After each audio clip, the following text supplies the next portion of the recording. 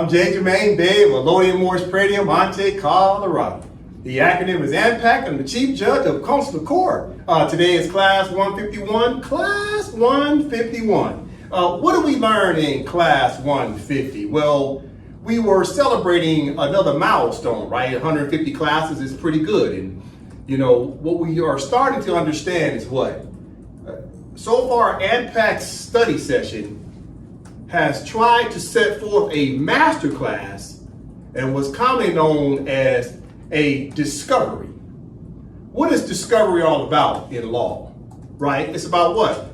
Cross-examination of someone else's so-called material facts. You see, AMPAC study session has put together 150 classes of cross-examination. Cross-examination of what? The miseducation and fabrication that's been taught to black people, right? Black people have been miseducated. So I got 150 classes to teach black people about the miseducation that they've learned in their lifetime. You see, AMPAC study session has 150 classes of cross-examination of miseducation, i.e. fabrication, that's been taught to Moorish Americans. For over 100 years, Moorish Americans have been absolutely miseducated. You see, AMPAC study session has 150 classes of cross-examination, right, of someone else's miseducation and someone else's fabrication that have miseducated people who call themselves Indians. So AMPAC study session is challenging the miseducation that's been taught to our people, the copper-colored people. So when we talk about cross-examination, who uses cross-examination? Well, that's courts. When you're in the court, the prosecutor and the defense attorney are using cross-examination. What are they challenging? They're challenging the discovery of the material facts. They're challenging to see if the material facts fit into what's commonly known as the law. Do the material facts, right? The merits of the case, the material facts, is it supported by law, right? So when you got law along with the material facts, right? And that's also backed up what's commonly known as case law. When you have case law, the material facts, and law, when those things work in harmony, when they harmonize, typically you have an opportunity to prevail with your case. So what AMPAC study session has done is try to avail the truth. When you try to avail the truth by utilizing the proper law, the material facts, the evidence of the case, supported by case law, typically when you avail the truth, you prevail in your case. You have a tendency to win. You have a high probability to win your case. It's always three parts to a case, right? There's the law, right? There's the substance of the material facts, right? But the material facts has to be based in law. Was there a breach of law based in the material facts that's introduced as evidence under discovery? And then that's what's commonly known as case law, because case law does what? It's stare decisis, right? It's precedent because there's already case law that's similar to the material facts. Chances are the case is already very similar to other cases that's already been ruled on. So when you understand how to use the law along with the material facts under discovery and supporting over case law, then when you move these three things in combination, typically when you start talking about what's called availing the law, availing the material facts, and availing case law, when you avail these things, you have a tendency to prevail, right? What does prevail mean? You win. But why do they call it prevail? Think about that for a second. Why is it prevail? It's because you've already won. You prevail. It's predetermined. You prevail because it's predetermined because you're already using the proper law, you got the proper evidence, and you got the proper case law to support your case. It's open and shut. So therefore it means that it was most likely going to prevail because it was already predestined. So why is it that the Moors have continued to fail? Because it was already predetermined that you were going to fail. because you was using the wrong name to identify yourself. Moors have called themselves Negro, Blacks, and Coloreds. Moors have called themselves Moorish American, and Moors have called themselves Indian. All of these names already set the standard that you are going to fail in whatever type of case law you were dealing with. Once you introduce on the record the name of the party, and the name of the party listing themselves as black, or the name of the party listing themselves as Moorish American, or the name of the party listing themselves as an Indian, you've already failed before you even started. So how are the Moorish Americans, black people, or Indians ever going to prevail if it was already predetermined that you were going to fail just by the fact you were using the wrong party name? So you must understand, AMPAC study session has produced 150 classes, right, under what's coming known as discovery. We continue to discover what? Law, right? Because we're studying international law and we're studying Moroccan law. These things are being discovered even though it was already there. What else are we doing? We're using cross-examination. We're using substantive law as cross-examination to do what? To destroy the fabrication of the miseducation that's being presented to our people. See, once you start to use the truth will always prevail. But first we have to avail the truth. When you avail the truth, then that means it's going to prevail because it's already predetermined. You got to understand what I'm saying. So the reason why we continue to lose as a people is because, unfortunately, there's been a block of information. Someone's been blocking the flow of information to our people. And unfortunately, it was our own people blocking the flow of information.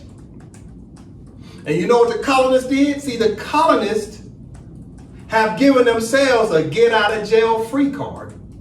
What do I mean? You see, the colonists keep putting our liberation as a people in books. The colonists keep scribing their laws called public law. And public law, the colonists keep putting the public law on the record. It's at the Library of Congress, publicly. It's on the Office of Historian, publicly. It's on Google, on the internet, publicly. You see, they're promulgating, meaning they're declaring, they're announcing by putting all the records on the public record. That's their get out of jail free card. Because they can say, well, we disclosed, we fully disclosed. Now the question is, what's the definition of how do you fully disclose? See, the United States has been following the instructions. They put this on their government official websites, etc. All of these treaties, all of these laws, legislative acts they have regarding Moors is public law on their official websites, etc. It's everywhere. So what's the problem? Well, they're not going to turn around and tell you where to find it.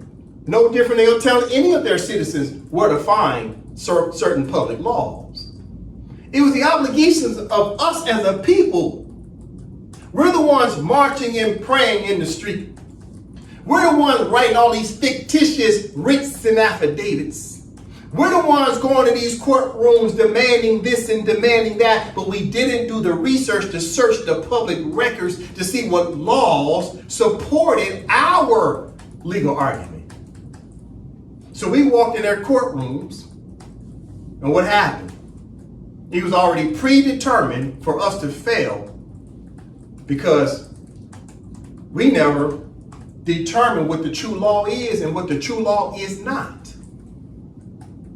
So what we got to understand in 150 classes that this class is all about teaching international law. It's about discovery.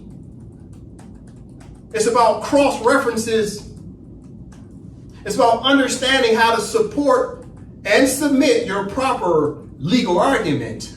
And your legal argument must be legal.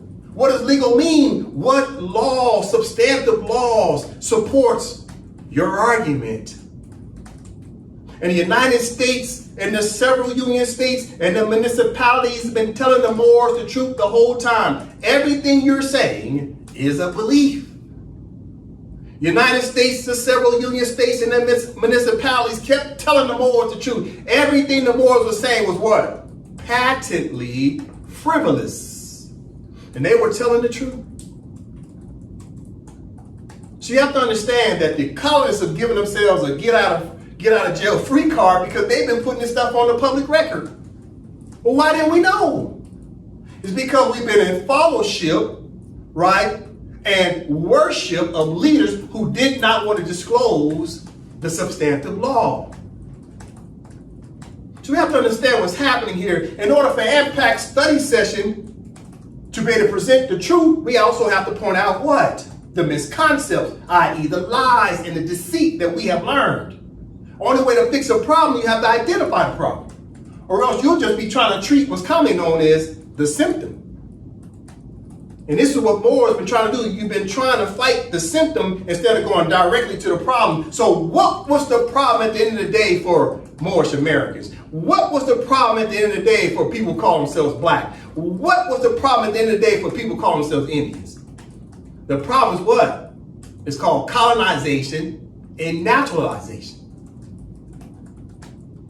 So if the problem is colonization and naturalization, that means now you have to study what? What is the remedy for colonization? It's called what? Decolonization. Reform. Where can you find that at? When you study international law. So if the problem is naturalization, then what is the remedy to naturalization? It's called renunciation, and then pledging allegiance back to your own sovereign independent state. You have to emerge as a sovereign independent state because our state as Moors was submerged.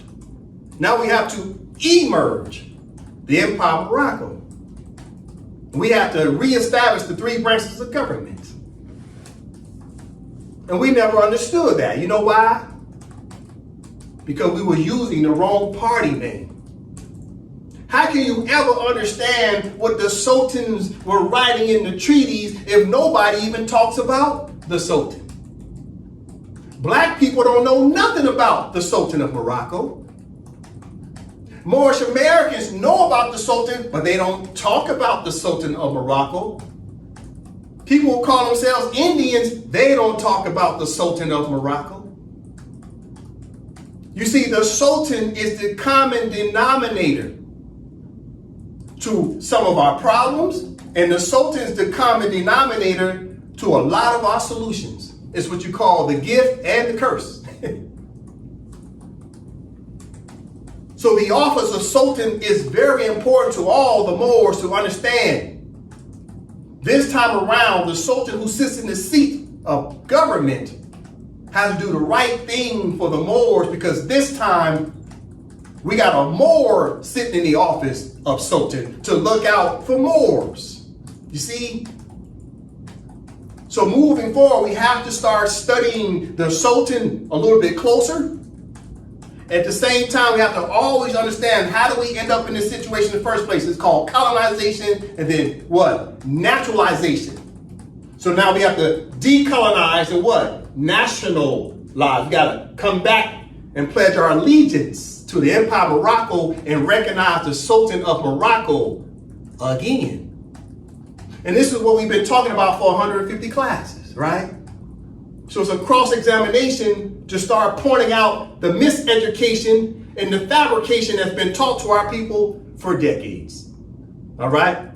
Let's continue with the class. As the Moors know, I always open up the Constitution. The Constitution is paramount. Why is it paramount? Because you have to understand that the Moors have to reestablish the Empire of Morocco from an internal state perspective. This is an internal state constitution, right, of AMPAC as an example. And all the Moors in the several territories such as Florida, right, Georgia, Alabama, Mississippi, Louisiana, right, you got New Mexico, Arizona, etc. All these are territories. The Moors have to reclaim these territories with internal state constitutions. However, those internal state constitutions come under the Constitution for the Empire of Morocco. The Constitution for the Empire of Morocco is what? That's the mother state. That's the national state, right? That's the external state. The Empire of Morocco is the external state, right? And its external national flag, and all other Moorish states come underneath it, right?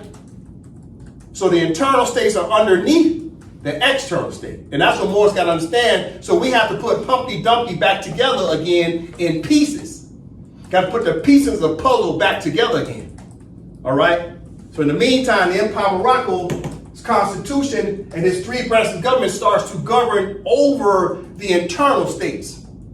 Because without the Empire of Morocco, there is no internal states. Internal states cannot exist by themselves. The internal states are only governing over small parcels of land. But that's a second tier jurisdiction. So you got two jurisdictions. You got the internal state, and then you got the Empire of Morocco as a jurisdiction. But without the Empire of Morocco, there is no internal states. This is what Moors got to understand. All right, let's continue. So, as we continue into the class today, we'll continue to talk about, okay, the government. Because remember in class 150, we're talking about what? So, the political, right, legal, and judicial branches. This is what we needed as a people, right? So up here, what do I have up here? This is the government. What's the name at the top? Empire of Morocco. That's the proper party name. That's the first box in contract law. Once you understand the proper party name, which is Empire of Morocco, now you can start moving forward with your cross-examination because the parties must be known. So what is the Empire of Morocco? The Empire of Morocco is the external sovereign independent state, right? And now they have what? The Sultan's been reinstated as head of state. But underneath the Sultan is who? You got head of government, which is the prime minister. The prime minister is head of the government, head of the executive branch, the prime minister, right? And then you got the legislative branch, which is the speaker of the house, nothing but women. Only women sit as, or should I say, only women sit in the legislative branch, okay? And the judicial branch is nothing but your judges, right? Your three branches of government, okay? But today, we're going to start going in a little bit deeper. Okay, what do I have down here at the bottom? Down here, we're going to talk about today the Moorish subjects. Okay? The Moorish subjects, expand that a little bit.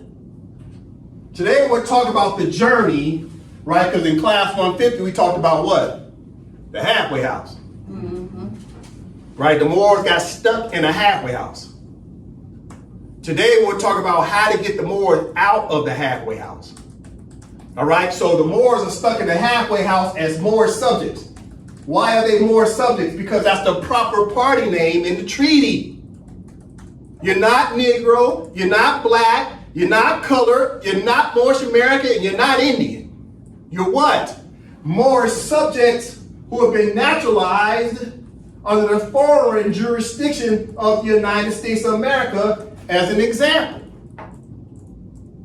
And the Moorish subjects now have to return to Morocco and pledge allegiance back to the Empire of Morocco and His Majesty the Sultan. Why do I say that? Because that's what the treaty said. Treaty of Madrid, Article 15, paragraph 1 says, any subject of Morocco, must do what? Return to Morocco, right? You got to return to Morocco, right, and pledge allegiance to the Empire of Morocco, right?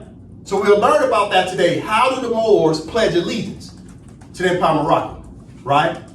Today we'll talk about the WRC Trusteeship Council, because the Wazir Regional Council, that's what WRC stands for, Wazir Regional Council. Wazir stands for governor, right? Because the governors oversee the several internal states, okay? So basically it's governors, the Governor's Regional Council, or the Wazir Regional Council, right, of Trusteeship Councils, a Trusteeship Council. right, to be able to help Moorish subjects start to acclimate back to Morocco. Okay, we'll talk about that. And obviously you got the internal Moorish states down here, okay? So this is the final destination where the Moors want to end up. You want to end up in an internal Moorish state, right? And that internal Moorish state comes under the jurisdiction of what? The Empire of Morocco, see?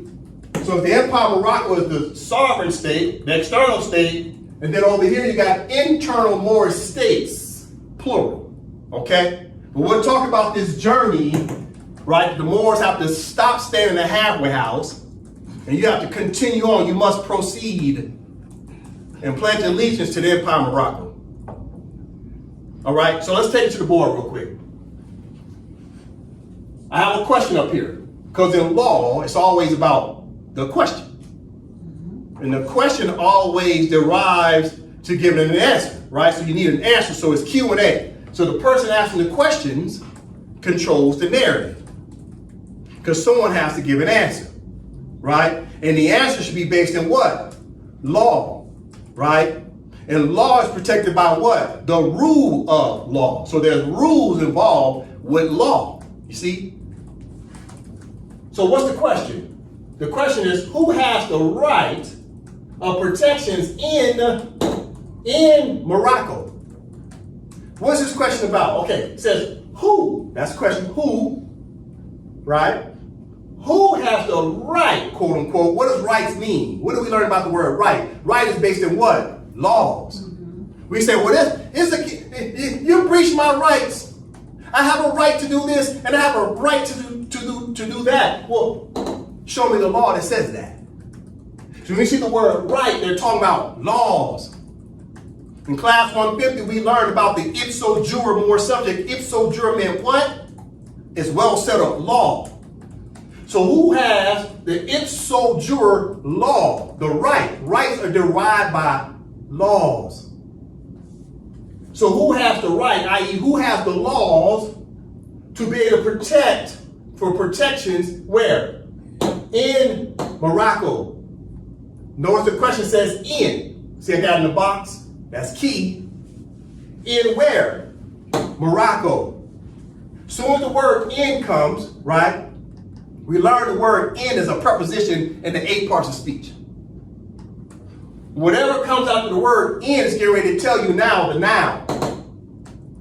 So the preposition in means what? Something's enclosed, something's inside of, right?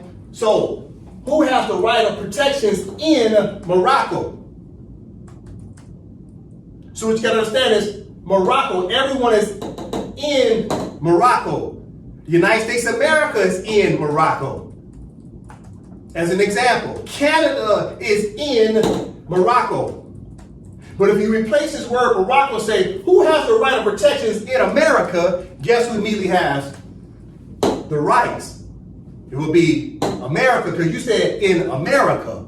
So now you're doing what? You're invoking America's what?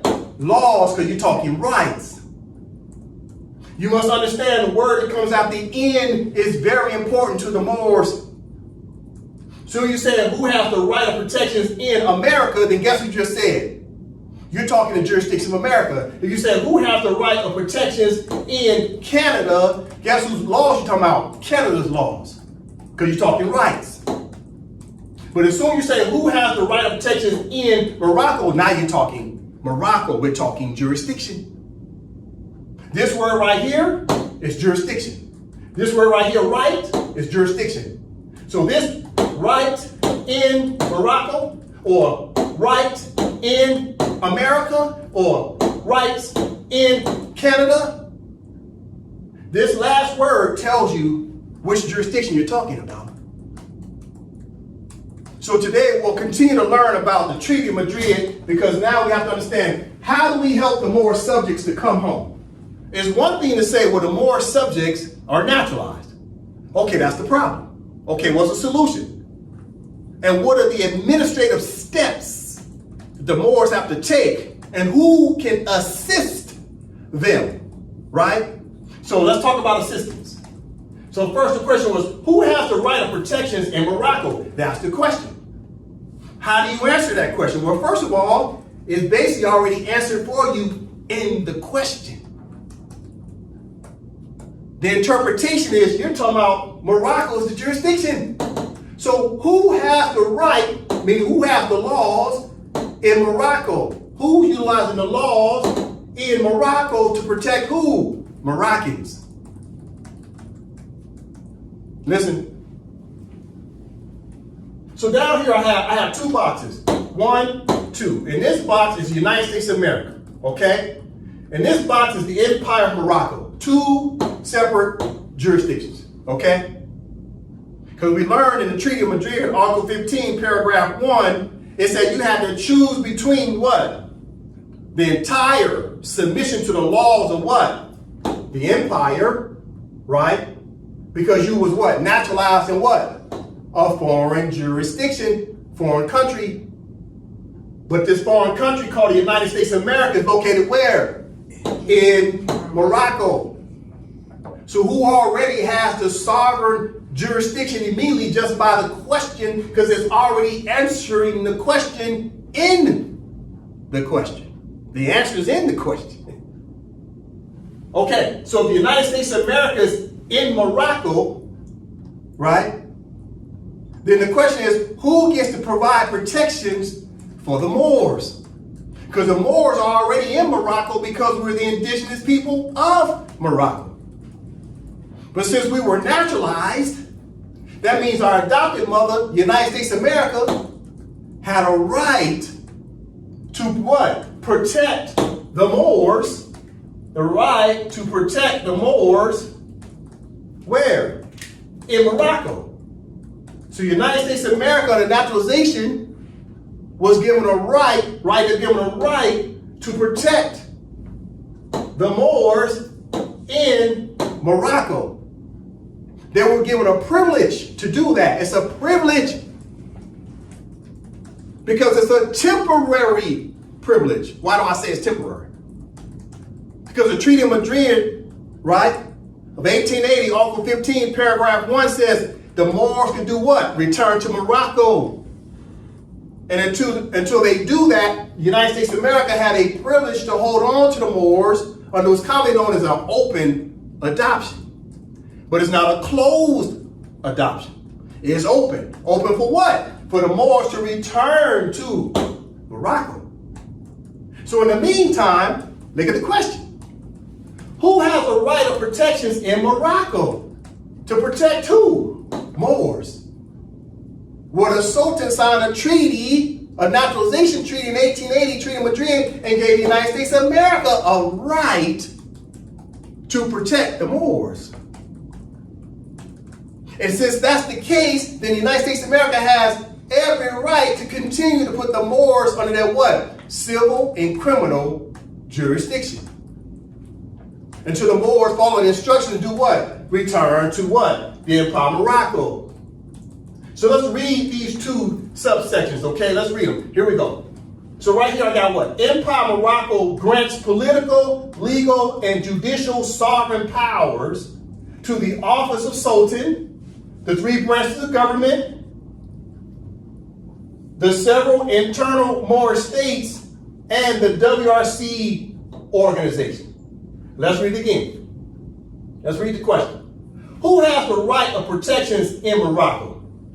Well, over here it says the Empire of Morocco grants political, legal, and judicial sovereign powers to the office of Sultan, the three branches of government, the several internal Moorish states, and the WRC organization. Down here is about the WRC organization. We'll talk about that today. It's about the WRC Trusteeship Council. We'll talk about that. Can assist the Moorish subjects to return to Morocco via administrative registration and renunciation. Okay, we'll talk about that. All right, so over here, this is the United States of America. We're talking jurisdiction. So this is a jurisdiction. It's all happening in Morocco. So the question is all about what's happening in Morocco. Well, these two things are happening in Morocco. We're talking jurisdiction. So this is a jurisdiction, right, of an external state that has ultimate, absolute jurisdiction over what? Everything in Morocco. But the United States of America is also in Morocco. So the question is, who has the right of protection in Morocco? So over here it says, United States of America was granted a right of protection over the Moorish subjects until the Moors pledged allegiance to the Empire of Morocco again. So this question is answered by both of these sovereign powers. Both of these sovereign powers can say, I do. United States of America can say what? I do. Can they prove it? Yes, they have the treaties. What else do they have? Well, they made amendments to their Constitution. The 13th, 14th, and 15th Amendment, right, gave them enumerated powers in their Constitution to lay claim to who? More subjects. Then they came out with a legislative power called the what? Naturalization Act of 1870. That gave them legislative power, commonly known as what? Implied powers and resulting powers. Right? Remember we learned about that? Enumerated powers, implied powers, right? Resulting powers and inherent powers. We learned about the powers, right? So their Constitution gave them enumerated powers because they changed the language in their Constitution, 13th, 14th, 15th Amendment. And then the legislative branch passed laws under the Naturalization Act of 1870, which gave them implied powers and resulting powers because they used both their Constitution and the legislation to recognize Moors as being citizens of the United States. You see? And then the Sultan turned around and gave them treaty powers in the Treaty of Madrid of 1880 and treaty supreme law of the land. So the treaty supported the United States of America's Constitution, and the treaty supported the United States of America's Legislative Act. That's a very powerful trio. So they had a treaty, legislation, and constitution powers to naturalize the Moors. And it was supported by the Sultan, and the Sultan is the sovereign power over the entire Empire of Morocco. So, okay, let's ask the question again. Be patient with me. I'll get you through this. What's the question? Who has the right of protection in Morocco? What's this question really about? Who gets to have jurisdiction over Moors? That's the question. What does jurisdiction mean? Meaning the Moors have to abide by either their adopted mother's jurisdiction, civil and criminal jurisdiction? Or do the Moors, on this question, who has the right of protection in Morocco? Does the Empire of Morocco have the right to protect their own Moors? The United States of America say, well, we have a right. Isn't that correct? Yes, because they have the treaties. But the Empire of Morocco turned around and said, no, we have a right. Well, wait, time out. What's the legal argument? What are they arguing over? What are these two sovereigns arguing over? This adopted mother says, no, I got papers. I got legal instruments. I have a political tie to these Moors of the United States of America because they adopted the Moors. The Empire of Morocco, as the biological mother says, yeah, I know it was an open adoption. Remember, it's not a closed adoption. These Moors got a right to come back and pledge allegiance to their what? Biological mother state. And that was expressed in the Treaty of Madrid, Article 15, paragraph 1. But what is the United States fighting over? Paragraph 2. Okay, listen, before I explain it to you. What are we talking about right now? How the Moor subjects, according to the treaty language, the Moors are Moor subjects, black people are Moor subjects, Black Indians are Moorish subjects. Moorish Americans are Moorish subjects. Everybody's listening to the word Moor subject. That's the proper party name in the treaty. Parties must be known. And they have an obligation to return to Morocco and pledge allegiance to the Empire of Morocco and His Majesty the Sultan as head of state.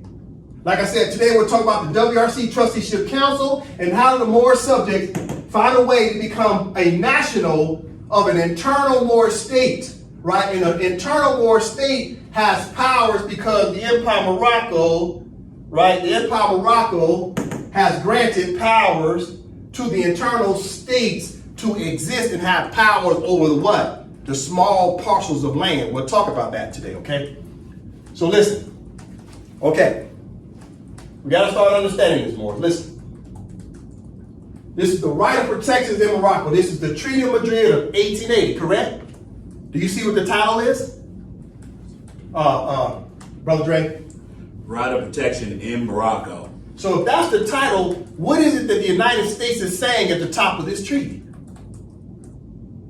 They're saying, okay, right of protection in Morocco. This United States wrote this. So right now, it's about who has the right. And rights are based in what? Law.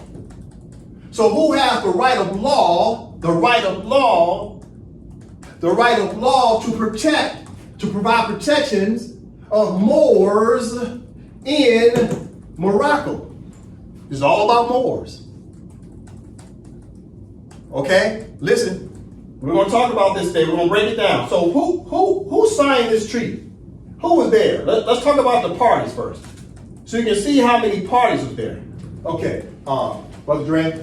His Excellency, the President of the United States of America, His Majesty the Emperor of Germany, King of Prussia, His Majesty the Emperor of Austria, King of Hungary, His Majesty the King of the Belgians, His Majesty the King of Denmark, His Majesty the King of Spain, His Excellency the President of the French Republic, Her Majesty the Queen of the United Kingdom of Great Britain and Ireland, His Majesty the King of Italy, His Majesty the Sultan of Morocco, His Majesty the King of the Netherlands, His Majesty the King of Portugal and the Algarves, His Majesty the King of Sweden and Norway. Oh, okay.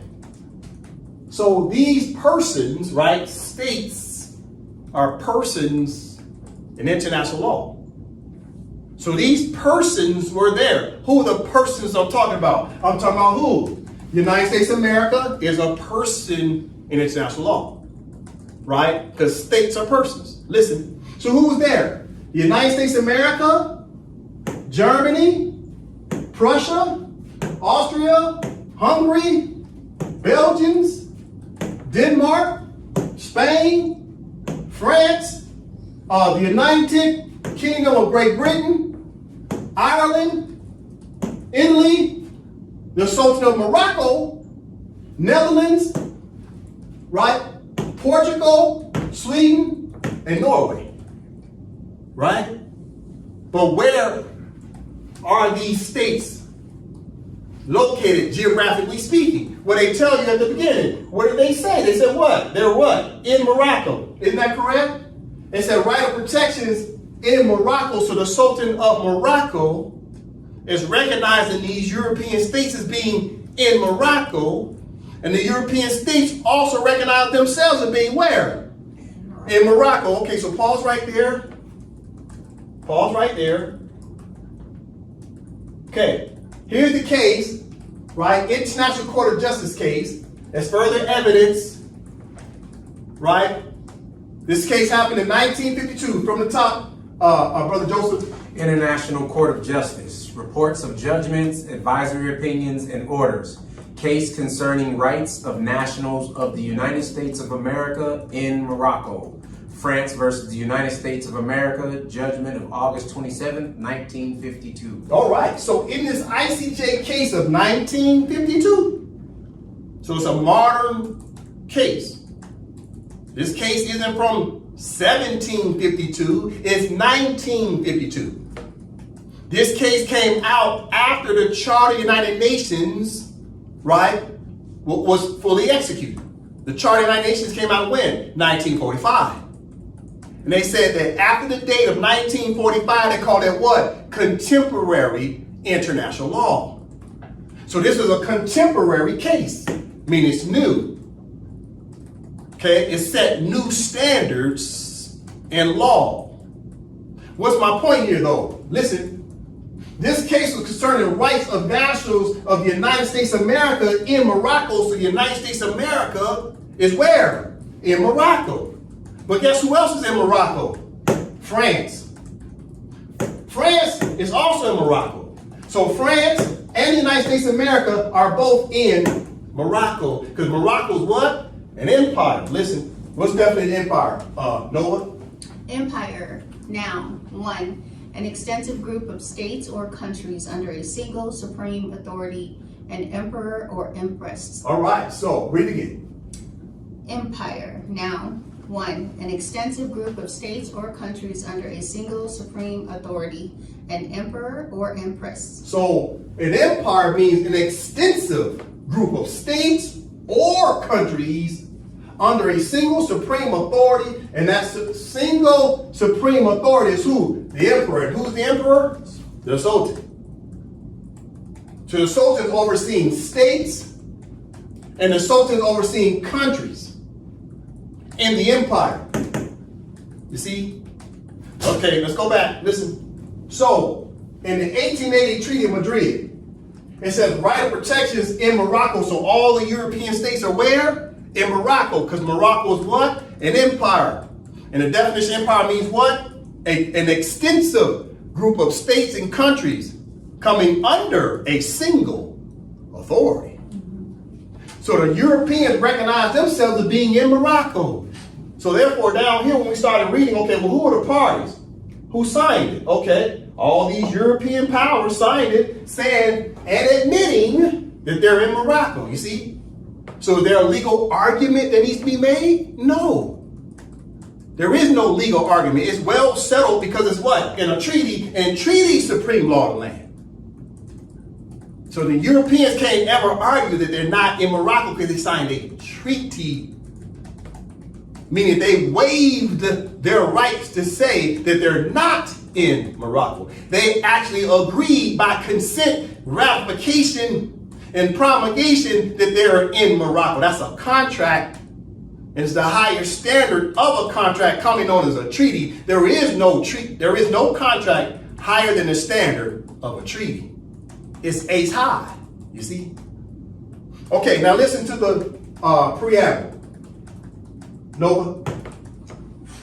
Having recognized the necessity of establishing on fixed and uniform basis the exercise of the right of protection in Morocco and of settling certain questions connected therewith. Pause. Read again. Having recognized the necessity of establishing on fixed and uniform basis the exercise of the right of protection in Morocco and of settling certain questions connected therewith. So therefore the question is being settled by what? A fixed and uniform basis. See, the treaty is fixing.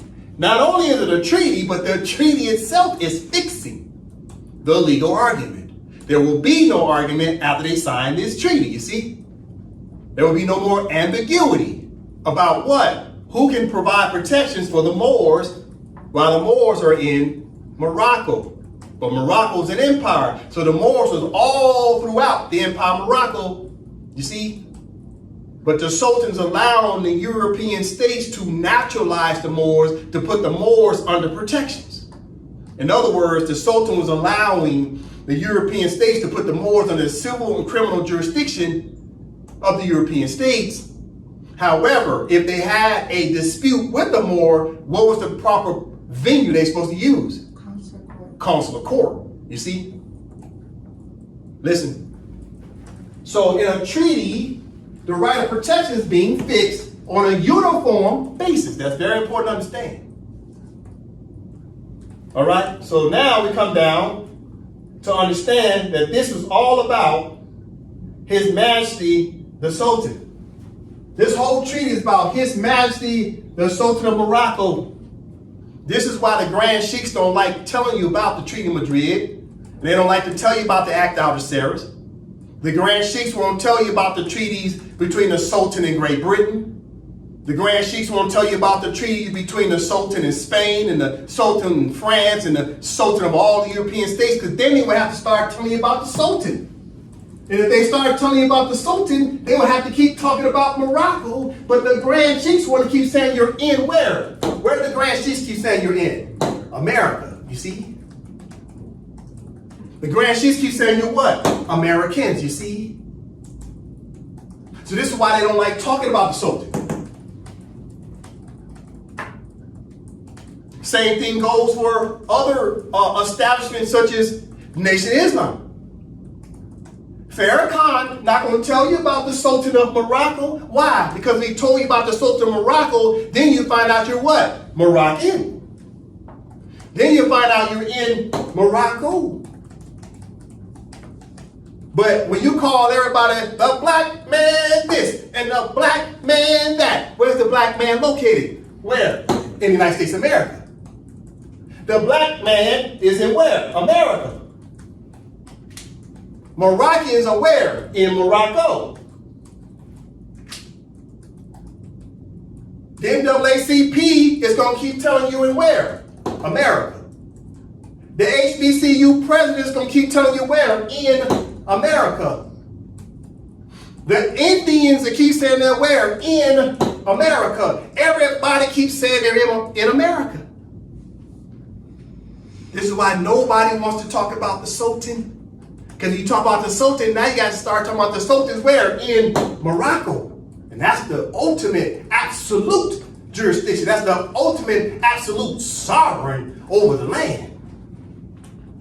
And everybody keeps talking about America. Right? So Americans say they're in America.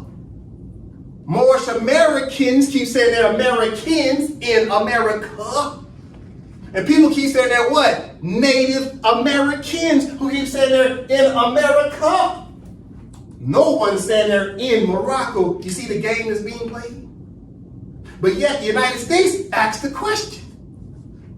Who gets to do what? Who gets to do what? Okay, what's the name of it? Just a moment. The top of it says what? It's a right of protections in Morocco. This is what the colonists writing. Right of protections in Morocco. See, the colonists, this is their get out of jail free card. Because they're writing the proper law, aren't they? They're not talking misconcepts. They're not talking misnomers. They understand contract law. The parties must be known and the proper jurisdiction must be disclosed. This is their get out of jail card. United States of America ain't saying they're in America. United States of America is saying they're in Morocco. You gotta catch what's happening. Who keeps saying they're in America? Copper-colored people. All the copper-colored people keep saying they're in America. Copper-colored people keep saying they're the Americans. And they don't understand that the colonists can step back and say, well, we said everybody's in Morocco. The copper-colored people keep saying they're in where? America. You see what's happening? You got to see what's happening. Our own people are doing this to ourselves. Listen, now we're going to go to Article 15 real quick, then we're going to jump to Article 5. I'll say it again. We're going to read Article 15 because Article 15 is about naturalization, and this is what the United States of America is playing tug of war over. Then we're going to jump to Article 5, okay? We're going to talk about this today. I'm going to take my time because we got to understand the question. Who has the right of protections in Morocco? So it's a tug of war going on between the United States of America and the Empire of Morocco. They're playing tug of war over what? Article 15, paragraphs 1 and 2. That's what a tug of war is. Okay, from the top, Brother Dre. Article 15. Any subject of Morocco who has been naturalized in a foreign country and who shall return to Morocco shall, after having remained for a length of time equal to that which shall have been regularly necessary for him to obtain such naturalization, choose between entire submission to the laws of the empire and the obligation to quit Morocco, unless it shall be proved that his naturalization in a foreign country was obtained with the consent of the government of Morocco. Paul, so the Moors are subjects of Morocco, Moorish subjects, right? Who have been what? Naturalized, and they have to choose between. You see? That's paragraph 1. Okay, just a moment. Let's go to the illustration. Listen. So in the illustration is about these subjects of Morocco have to return to Morocco and pledge their allegiance to the Empire of Morocco, and they have to come through these internal Moorish states because the internal Moorish states have been granted powers to help the Moorish subjects to return. But we've created what's coming on the WRC Trusteeship Council that acts as a registration and orientation to be able to help the Moors to renounce the jurisdiction of the United States and then pledge allegiance to the Empire of Morocco. That's what the WRC Trusteeship Council does, is for what? Registration and what? Renunciation. It helps you with that. We'll talk about that. Listen, so going back to Article 15, make sense of this. So under paragraph 1 is this. See, this is 1. Paragraph 1 is this. That's paragraph 1, right? What's paragraph 2? Paragraph 2 is this over here. Okay, let's read paragraph 2. Paragraph 2 of Article 15. Foreign naturalization heretofore acquired by subjects of Morocco according to the rules established by the laws of each country shall be continued to them as regards all its effects without any restriction. Okay, so paragraph 2 is the United States of America's paragraph. United States of America is fighting over paragraph 2. You got to listen very closely. It says, foreign naturalization heretofore. What does heretofore mean? After this date of July 3rd, 1880, these Moors are now the property of the United States of America under naturalization. Listen. Says foreign naturalization heretofore after July 3rd, 1880, acquired by subjects of Morocco according to the rules. What? The rule of what? The rule of law. Listen, according to the rules established by the laws. So the United States of America is establishing laws because of the treaties to have jurisdiction over Moors after July what? 3rd, 1880. Listen, start all over. Foreign naturalization heretofore acquired by subjects of Morocco according to the rules established by the laws of each country. Each country such as what? The United States of America. But we rambled off a whole list of European states, didn't we? Yes. So since this is a multilateral treaty, that means all the European states was using paragraph 1 and paragraph 2. Canada, Great Britain, Ireland, right? Netherlands, right? Sweden, Norway, France, right? Germany, Russia, you name it. Italy, etc. So they're all fighting over paragraph 2 because it reads as follows. Foreign naturalization heretofore acquired by subjects of Morocco according to the rules established by the laws of each European country shall be continued to the European countries as regards all its effects without any restrictions. So paragraph 2 gave as an example, the United States of America a right and a privilege to naturalize the Moors. So when we ask the question, who has the right of protection in Morocco? The United States of America under paragraph 2 will say, well, we do. They say, we got a treaty right. On top of that, we changed our constitution and have a legislative act called what? The Naturalization Act of 1870. So the United States of America has a trio. They got a treaty, they got a legislative act, Naturalization Act of 1870, and they changed their constitution, what? Amendment what? 13th, 14th, and 15th Amendment. So they got all of these laws to prove they have rights over Moors. So it's a tug of war between Article 2 and Article 1, but guess who has the superior position? What? Paragraph 1. So I meant to say Article 15, paragraph 1, and Article 15, paragraph 2. Okay, let me clean that up. So who has a superior position? Well, they already put it in sequential order, didn't they? Yeah. So the Moors are all stuck in paragraph 2, and like Dorothy, you gotta come back home to paragraph 1. So this is the tug of war right here. It's this tug of war right here, right? So I'm gonna draw an arrow right here, and I'm gonna draw an arrow right here. It's a tug of war going on. And the question is, who? You see that? Who has the right of protections in Morocco. Who gets to put the Moors under their civil and criminal jurisdiction? That's the real question. The United States of America is playing this tug-of-war game under Article 15, Paragraph 1, and Article 15, Paragraph 2. It's a tug-of-war. You see? Now, listen to this.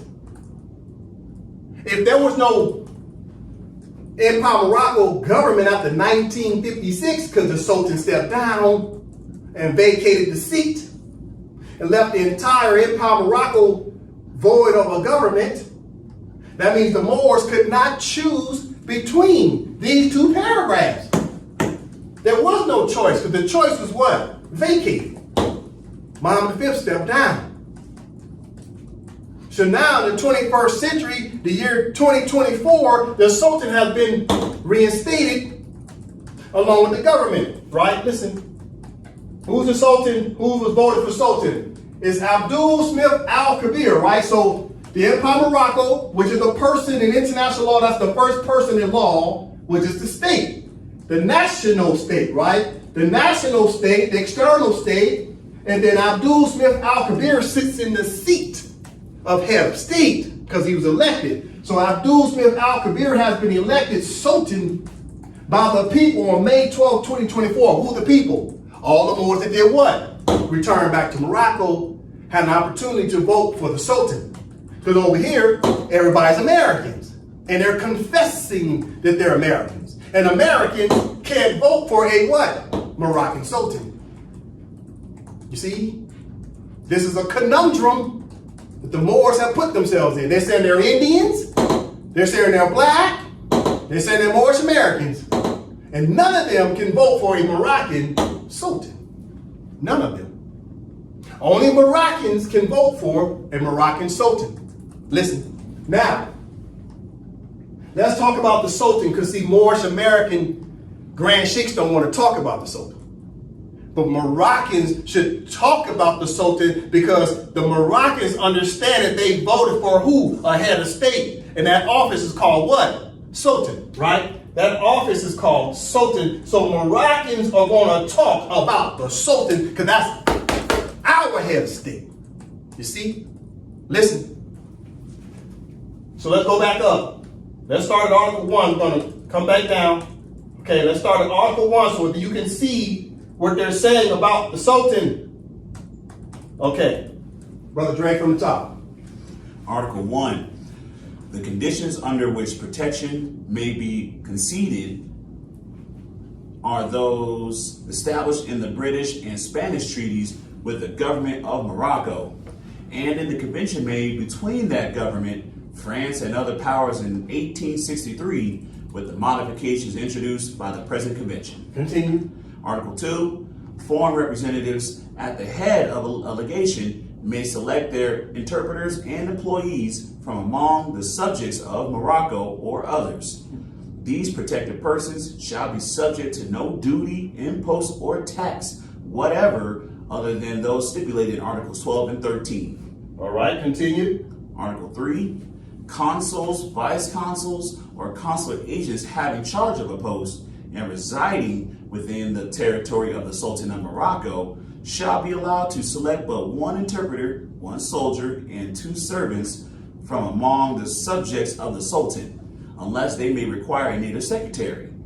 These protected persons shall, in like manner, be subject to no duty, impost, or tax whatever, other than those stipulated in Articles 12 and 13. Continues, all about the Sultan. Listen. Article 4. If a representative shall appoint a subject of the Sultan to the office of consular agent in a town on the coast, such agent shall be respected and honored, as shall the members of his family occupying the same dwelling with him, and they, like him, shall be subject to no duty, impost, or tax whatever, other than those stipulated in Articles 12 and 13. But he shall not have the right to protect any subject of the Sultan other than the members of his own family. Okay, it's all about the Sultan. We're talking about the Sultan. Okay, article, continue. That's the continuation of Article 4. Continue. He may, however, for the exercise of his functions, have a protected soldier. Officers in acting charge of vice consulates, being subjects of the Sultan, shall, during the exercise of their functions, enjoy the same rights as consular agents who are subjects of the Sultan. Okay, pause right there. So we just went through 4 articles, and it's all about who? The Sultan. So how can Moors all these decades continue to talk about, oh man, we got rights. Okay, your rights are derived from who? The Sultan. And if you're not talking about the Sultan as head of state and talking about the Sultan's government, then how is the Moors ever going to start deriving what they commonly call their rights when their rights come from who? The Sultan. And what else? The 3 branches of government. The government. The 3 branches of government. Talking about the Sultan's government. But the Moorish Americans started talking about they got their own government called the consulate. Crap. How the hell you would have a consulate and there's no government? A consulate is what? It's like a hub and a spoke. So the hub is what? The Sultan and the 3 branches of government of the Empire of Morocco. That's the hub, and the consulate is the spoke abroad. Moors run around talking about, we got a consulate. No, you don't. That's what? Patently frivolous. I.e. what? So fabrication, and under cross-examination, you can easily prove that to be fraudulent. So how are Moors talking about their rights, but you're not using the word Sultan, because the Sultan is providing the protections for the Moors. Listen, now when we're in Article 5, Moors have to pay close attention. Let me preface it by saying this. You're getting ready to learn what the so-called master teachers never showed the Moors. You're getting ready to learn why Tashri Bey does not read the Treaty of Madrid. You're getting ready to learn why none of your black organizations talk about the Treaty of Madrid.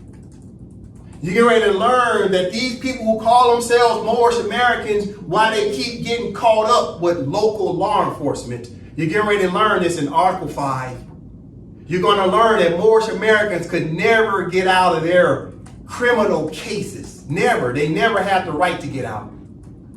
You already learned what Tashri Bey never wanted to show the Moors. I'm using his name specifically because a lot of Moors are in jail right now because they thought they could challenge the jurisdiction of a court and tell those courts that they didn't have jurisdiction.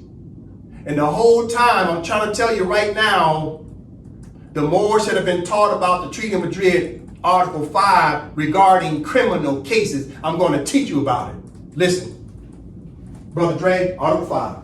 Article 5. The government of Morocco recognizes the right of minister charged of the affairs, and other representatives, which is granted to them by treaties, to select the persons whom they employ, either in their own service or that of their governments, unless such persons shall be sheiks or other employees of the government of Morocco, such as soldiers of the line or of the cavalry, in addition to the Mazanians in command of their guard.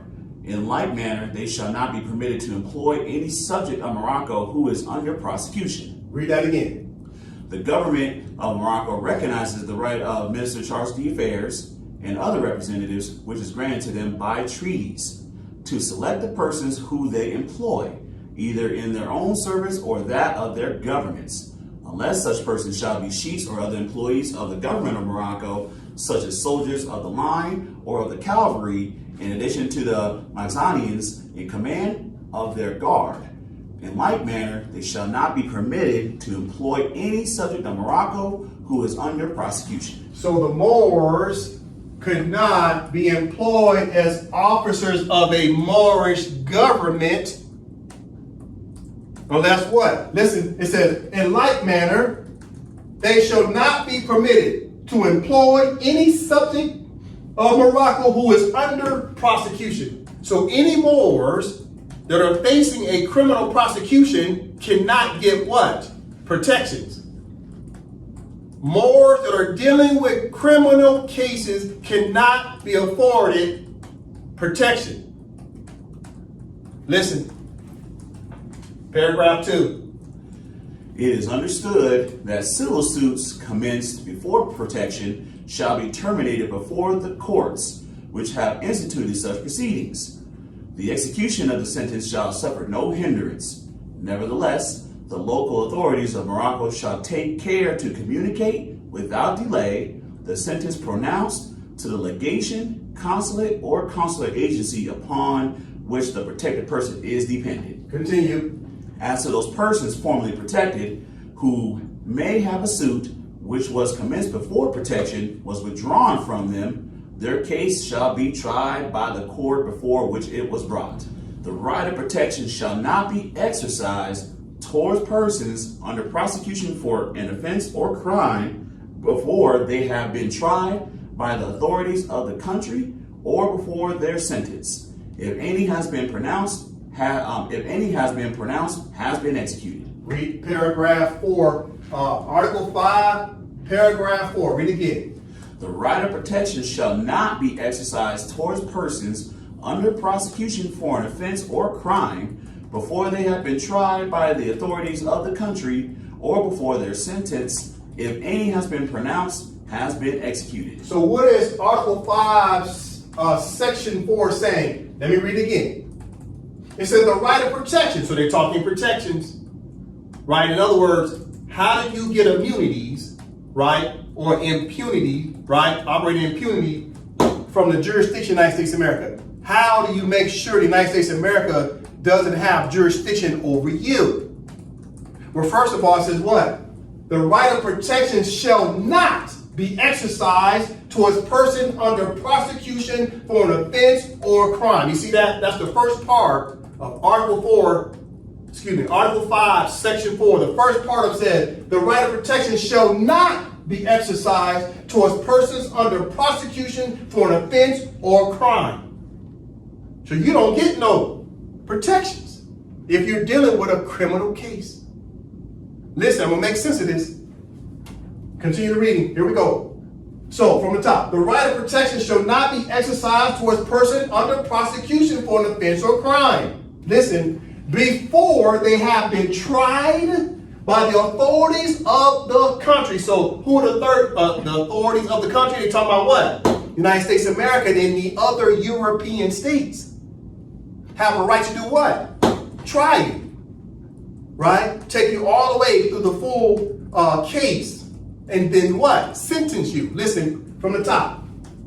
The right of protection shall not be exercised towards person under prosecution for an offense or crime before they have been tried by the authorities of the country or before their sentence, if any have been pronounced, has been executed.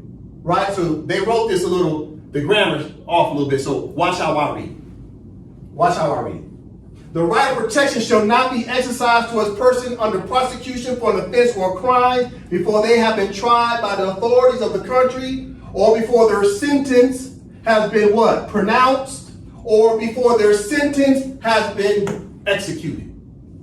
You see, in other words, the Moors, if they're still in the jurisdiction of the United States of America and they're dealing with a criminal case, the Empire of Morocco could not provide protections for any Moors who's still dealing with an open case.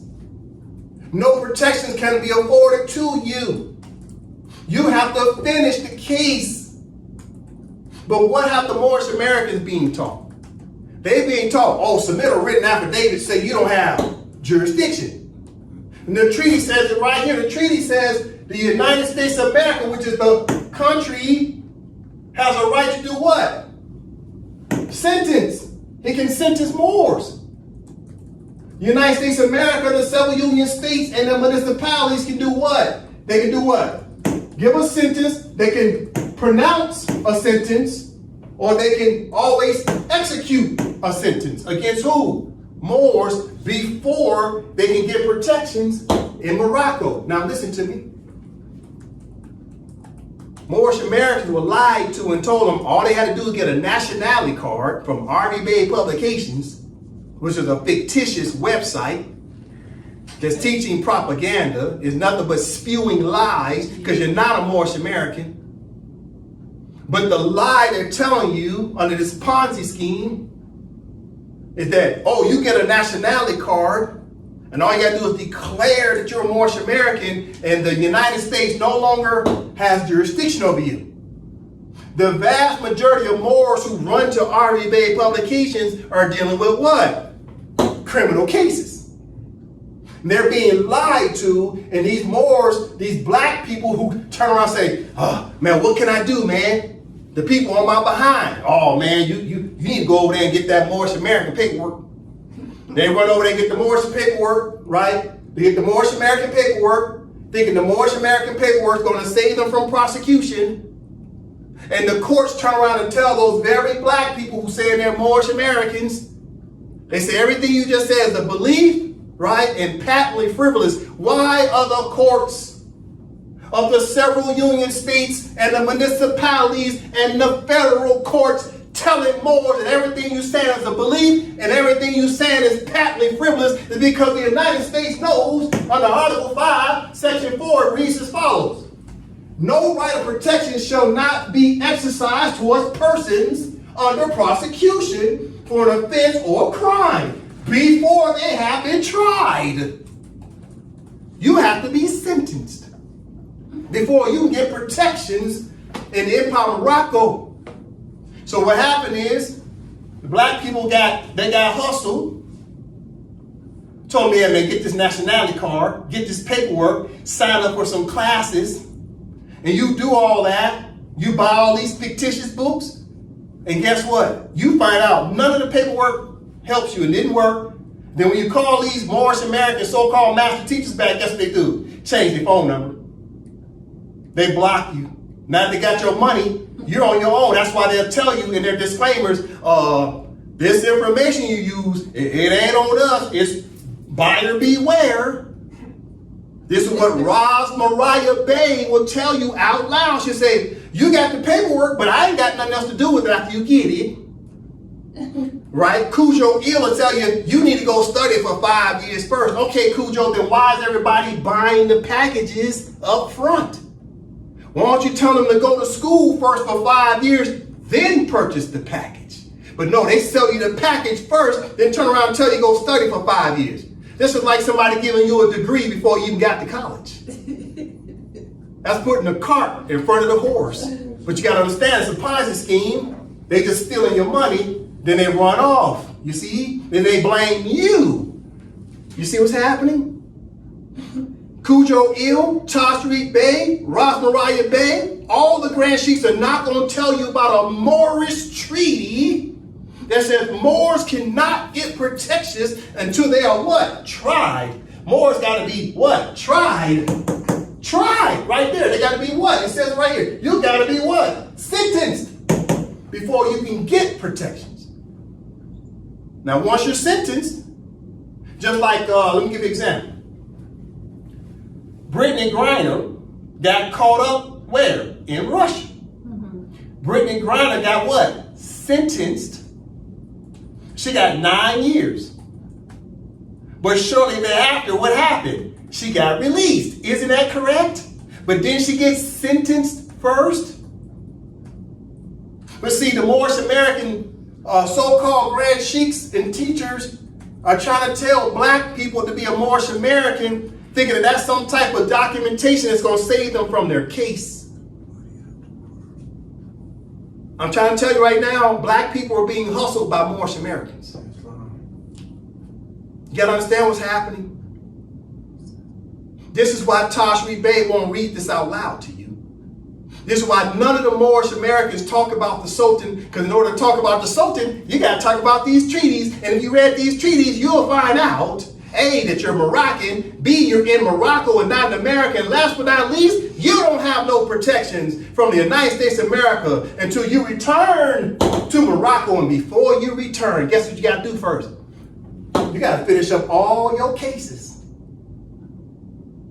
See, the Moorish Americans didn't want to tell you that because then they can't make no money. The money is made off the what? The scam. The scam is, you give me your money, and I give you this paperwork that's supposed to help you in the courts. That's called a medium of exchange, isn't it? But wait, time out. No, that's fraud. Why is it fraud?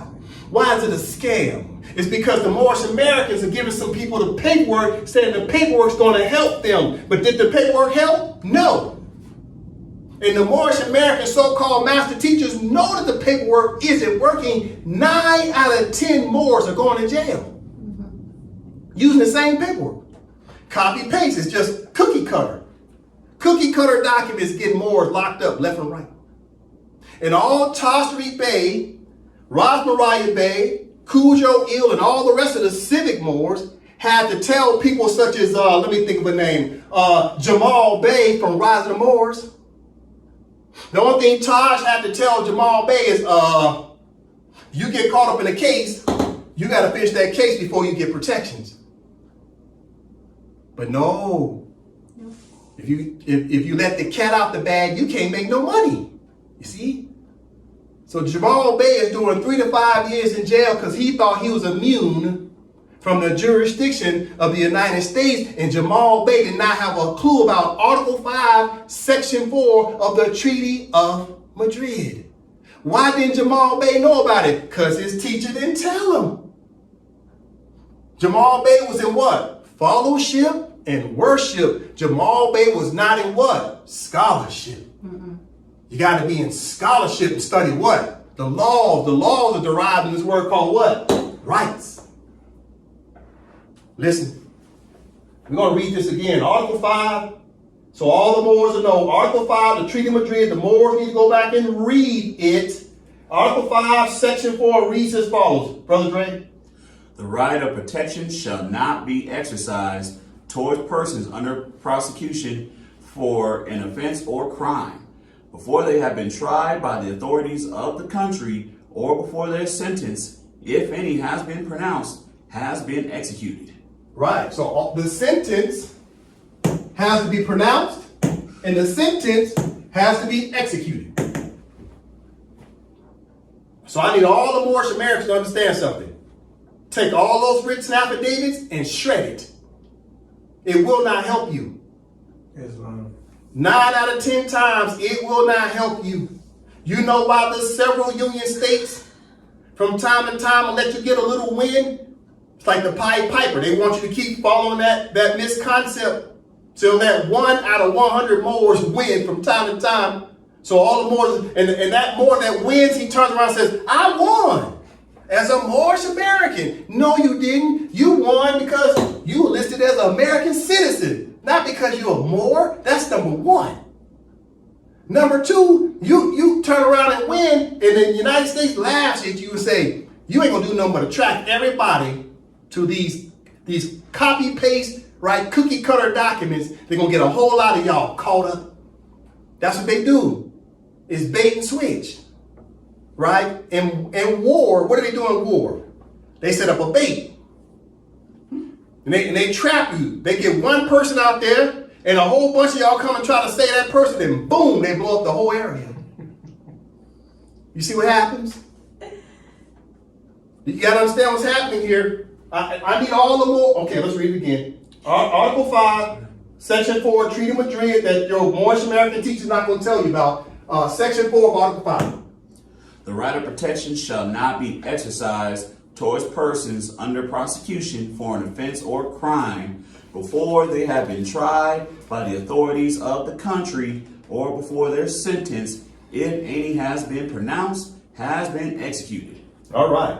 Okay, listen. The Moors have been naturalized. Therefore, they still fall under the United States of America's jurisdiction. We're talking about how can we help the Moorish subjects come back home? Well, first of all, you got to finish up your cases or no protections can be afforded to you. The Empire of Morocco can't help you until you finish the case. Why? Because it's a treaty right. The United States of America had a right to try you and sentence you. Just like Brittany Griner. She got sentenced. Then she could do what? Come back home. You see?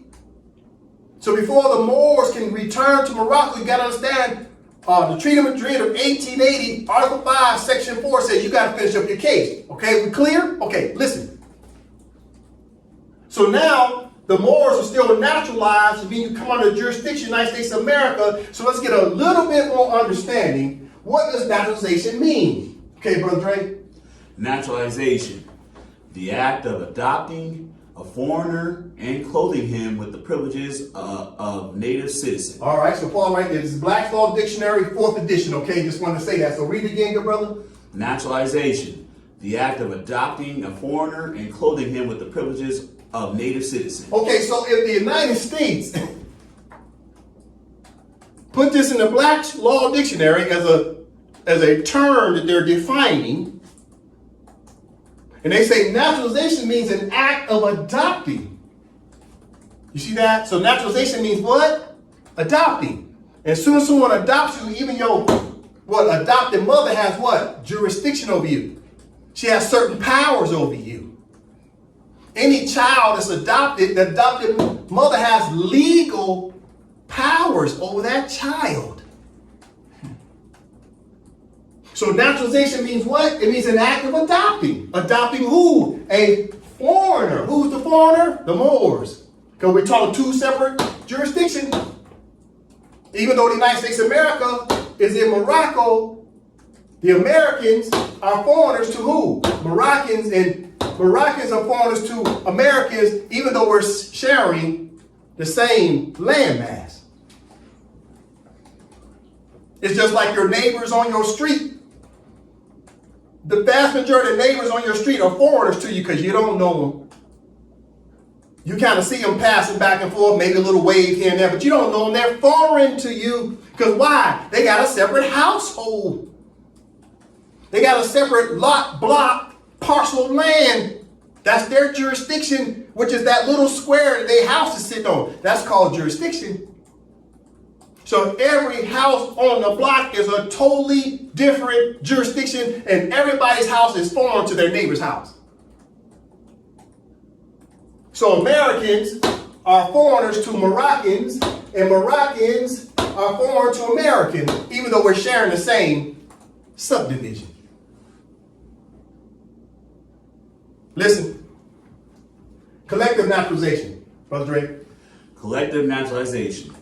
This takes place where a government, by treaty or cession, acquires he, whole, or part of the territory of a foreign nation and takes to itself the inhabitants thereof, clothing them with the rights of citizenship, either by the terms of the treaty or by subsequent legislation. You see that?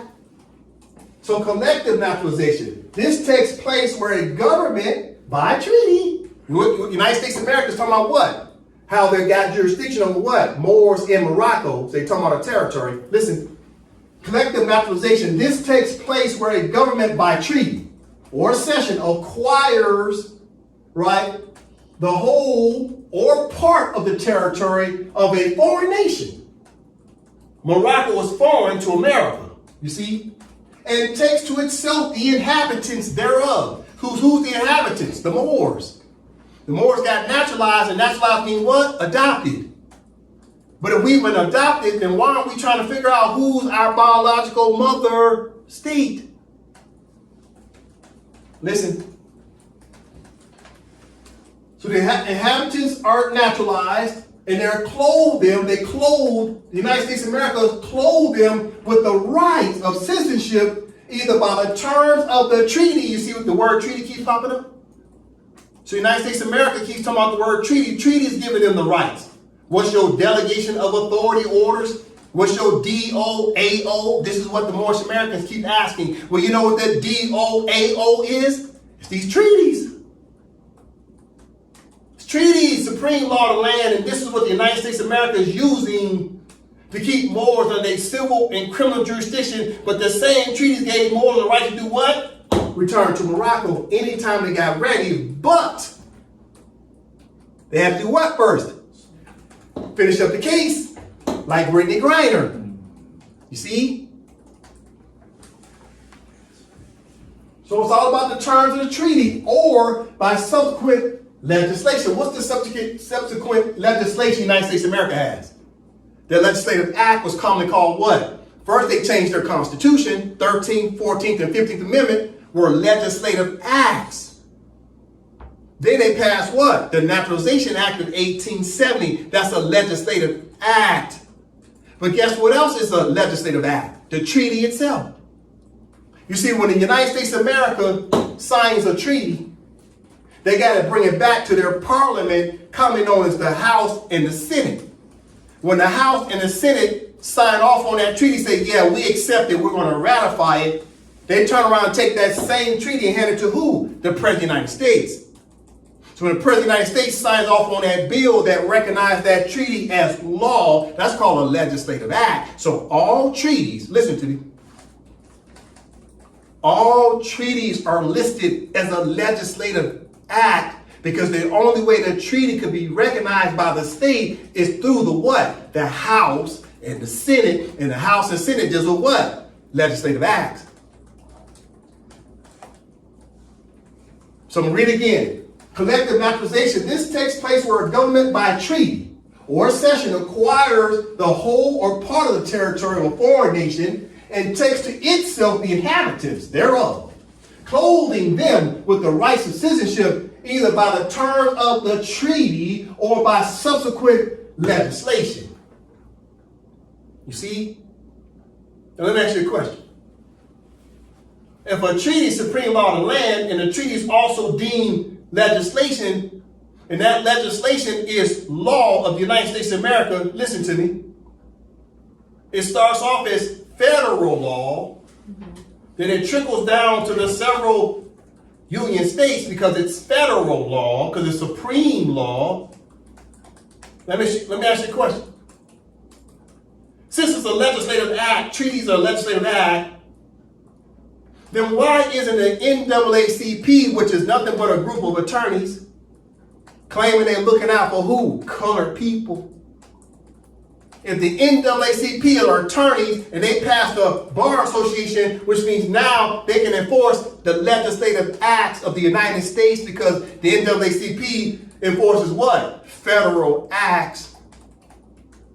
Then why isn't the NAACP telling these black people about the Moorish treaties, saying that the Moorish treaties is legislation and all attorneys can enforce what? Legislation. Legislation turns into statutes, so all attorneys are enforcing statutes. All attorneys have a right to enforce the legislation. So why isn't the NAACP attorneys telling black people that they're actually Moors and Moors have a right to enforce their treaties, but the NAACP is not telling you about your own treaties? Why aren't they telling the black people? Oh, time out. Time out. We're talking naturalization, aren't we? Are we talking naturalization? Listen. So naturalization means you've been an act of adopting, so now you turn into a citizen of the United States. But that citizen of the United States, the NAACP said they're going to look out for these black people. Okay, hold on. Okay, 14th Amendment. All right, I got the 14th Amendment on here that the NAACP said they're looking out for these 14th Amendment people. Listen, Brother Dre. 14th Amendment of 1868, Section 1. All persons born or naturalized in the United States and subject to the jurisdiction thereof are citizens of the United States and of the state wherein they reside. No state shall make or enforce any law which shall abridge the privileges or immunities of citizens of the United States. Nor shall any state deprive any person of life, liberty, or property without due process of law, nor deny to any person within its jurisdiction the equal protection of the laws. So, on the 14th Amendment is about these quote-unquote slaves who were naturalized, and the slaves now call themselves what? Negro, blacks, colors, Moorish Americans, and Indians. And the NAACP, which was established in what year? 1909. Keep it in mind, the Act of Algeciras that's about the Moorish government came out in 1906. So the NAACP is what you call what? Counterintelligence. Is to keep the Moors, or should I say the black people, from finding out they're Moors. So they create the NAACP to make these people run to the NAACP for protections. instead of these black people finding out they're Moors and the Moors trying to get protection by what? Empire of Morocco. So in the 14th Amendment, all these people were naturalized. Don't you think the NAACP knows that? Of course they do. It ain't nothing but 7 articles to the Constitution. You don't think they know about the amendment called 14th Amendment? Is 7 articles and 27 amendments. And these are attorneys at the NAACP. They know all about the 14th Amendment. You know how I know? How did they become attorneys? Because they're listed as what? American citizens. Now listen, I'm about to make a point. Since the NAACP knows these people have been naturalized, right? And we found out that naturalized means what? People have been adopted. Naturalization means you've been adopted, which means that ain't your real nationality. You say you're American, that's not your real nationality. Then what's your real nationality? And that's the question. But the NAACP knows your nationality. Yeah, they do. Now listen, how do I know? Listen, watch this. Let's look up the definition of Moor. This is what the NAACP already knows about you. This is Etymology Dictionary. Definition of Moor means what? Okay. Definition of Moor. Now, capital M. So you see the word Moor now? Now keep in mind, United States and them write these dictionaries. This is English. This they get out of jail free card. Because they're putting this stuff on the public record. And they say Moor, now, capital M, is related to what? This word called what? Black. There it is, black. Black is an adjective. So the blacks, right? The blacks are who? Moors. You see that? The blacks are who? Moors. You don't think the NAACP knows that? Wait a minute. Who are Negroes? Who are Negroes? Black. Keep in mind the word Negro and the word black are synonymous, right? They mean the same thing as language. Negro is Spanish. Black is English, but they mean the same thing. Negro means black, and black just simply means black.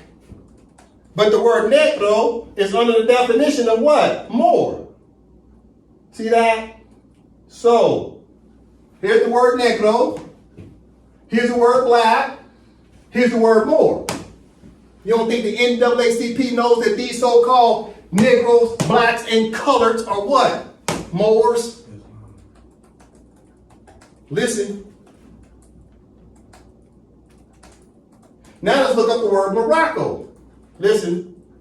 Morocco. Because we're in Morocco. What does Morocco say? Morocco. Listen.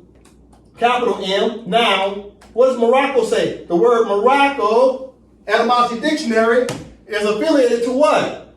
The word what? Moor. I didn't write it. You see what the Europeans are doing? They're giving themselves a get out of jail free card to say, we put it on the public record that black people are Moors. And black people are from the Empire of what? Morocco, you see? And these black people are Moors because their true nationality is what? Moroccan. You see it? Moroccan. So Morocco is for Moroccans, and the Moroccans, the short title for Moroccans is what? Moor. You think the NAACP don't know that? Of course they do. So since treaty supreme law of the land, and is passed by the House of Representatives, and the Senate signed into law by the President, that means the NAACP has a right to be able to invoke that treaty language because it's legislation, it's statute. So why aren't they telling these impoverished black people the truth? You see? We being sold out. Okay, look what Great Britain said about the Moors. Listen, because I'm helping the Moors to return to Morocco, but first you got to know who you are. This is Great Britain. It's Britannica. It's got the word Moor in Britannica's dictionary, right? Okay. What does Moor mean? What did Great Britain say the word Moor means? I'm being redundant. Moor means what? Moor in English usage, a Moroccan. This is great. Britannica. Moor, in English usage, a Moroccan. Then why does Taj Bey keep telling you American? Why all the Grand Chiefs keep telling you that you're the true American? When even Great Britain is saying the Moors are Moroccans. Why does the NAACP keep telling you you're black when they know the word black and Negroes associate the word Moor? Why does Farrakhan keep calling you the black man and Farrakhan is highly intelligent? You think you don't know the black man is actually a Moor? Which means the Moor is a short title for Moroccan, which means your nationality ain't black. Your nationality is what? Moroccan. You think Farrakhan don't know that? Of course he does. You think the HBCU presidents who got all these degrees and masters and PhD and doctorates, they ain't ever looked up the word Moor? You think they ain't ever looked it up? Of course they have. They name Moors are these black people. And Moor is a short title for what? Moroccan. You got to understand we're being sold out by people who get a little bit of paper and they try to have what? Amnesia, right? Also, they pretend like they have what? Cognitive dissonance. They're pretending. Don't get me started. This is why nobody won't set up the panel. Nope. Tell them to set up the panel so they can have what's commonly known as a legal argument. And what is legal argument about? Laws. This is why nobody has set up the panel and challenged me, because they know I'm going to destroy them and crush them with law. Not my opinion, but well-settled principles of what? Law. Because Moors are recognized by the United States as ipso jure Moor subject. Ipso jure means what? Recognized by what? The law. So Farrakhan can't weasel himself out of that because he can't argue with law. The NAACP can't argue with law. The HBCU presidents can't argue with law. BET can't argue with law. We're being sold out by our own people. And the colonists is putting these definitions on the public record so they can say, we promulgated, we declared who these Moors are. The Moors are who? Who are the Moors? Moroccans. So why do they keep telling Moors that they're Negroes, blacks, coloreds, and Americans? Who's telling us there were Negroes, blacks, coloreds, and Americans? Who told us we was African American? Jesse Jackson. We're being sold out. So how the hell are you going to return to Morocco? Listen, how are you ever going to take the steps, the necessary steps as a Moor subject to return to Morocco and pledge your allegiance to the Empire of Morocco with everybody telling you're American? Everybody telling you're black. Everybody saying you're Moorish American. Everybody telling you you're Indian. You see what's happening? They're telling you to use every name but what? Moroccan. Even Great Britain is saying that Moors are Moroccans. You look at Etymology Dictionary, you go back to the word Morocco. Morocco is recognizing Moroccans. Morocco is recognized Moroccans, but Moroccan short title is what? Is what? Moor. Then you go back to the word Moor, right? Who are Moors? Who are Moors? Who are Moors? Moors are who? The blacks. Black, even though black is an adjective. Who else are these people? Negroes. You see the word Negro? Negroes and blacks. Negroes and blacks are who? I gotta go through this. Moors. It ain't because J. Bay say. No. You keep trying to blame the white man this, and the white man that, and the white man's got a get out of jail free card because he knows the Negro, blacks, colors, Moorish Americans, and Indians don't read. Tell them. That's the problem. Yeah. Our people are constantly in what? Fellowship, worship, Yeah. and they never get into what? Scholarship. Right. Listen, I ain't done.